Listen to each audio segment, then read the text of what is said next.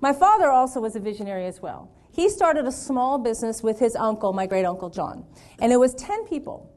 And it was an association that was floundering. So my great-uncle purchased the company, incorporated it. And what they did was they delivered flowers from the growers to the market.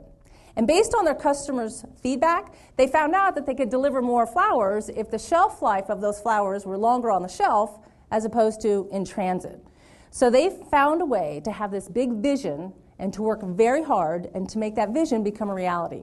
So they purchased and invested in their company, and they purchased airplanes as opposed to just trucks, and they moved this operation to Seattle, where I grew up, and the company was called Airborne Freight Corporation. So do y'all remember Airborne Express? That was my dad's idea. And so they grew that company from 10 people to such a big corporation that eventually our family got out of it, and then a few years back they were sold to DHL for $1.5 billion. So whenever I hear somebody say they cannot reach their dreams or their vision or their goals because they don't have enough resources, they don't have enough support, they don't have the right territory, they don't have a right whatever, I just want to say, shut up. I mean, that's my inside voice.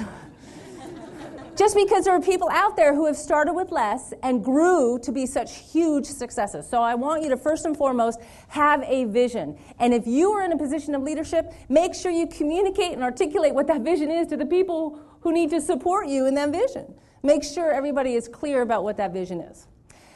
And I hope you don't have a ball. Because if 99 things go right in our day and one thing goes wrong, what do most people talk about over dinner? Usually the one thing that went wrong. Isn't that sad? And in order to make it worthy of dinner conversation, what do most people do? They elaborate. They make it even worse.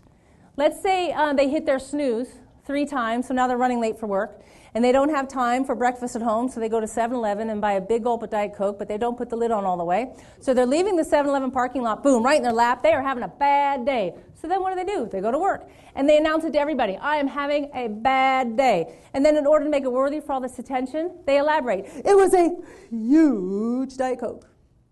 Now, the problem with saying that you're having a bad day, no matter how much evidence is produced throughout the rest of the day that you are truly blessed to have the job that you have, the health that you have, the people in your life that you have, your family, your friends, your connections, no matter how much evidence is proved throughout the rest of the day to you that you are truly blessed, you will make it a bad day just to save face. That's what we call human ego. So quit saying you're having a bad day. If you have a challenge, just say you're having a bad moment. Because as soon as you say it, what happens? The moment is gone.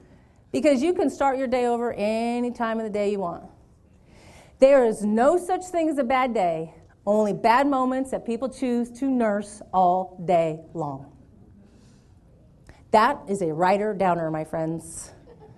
No such thing as a bad day, only bad moments that people choose to nurse all day long.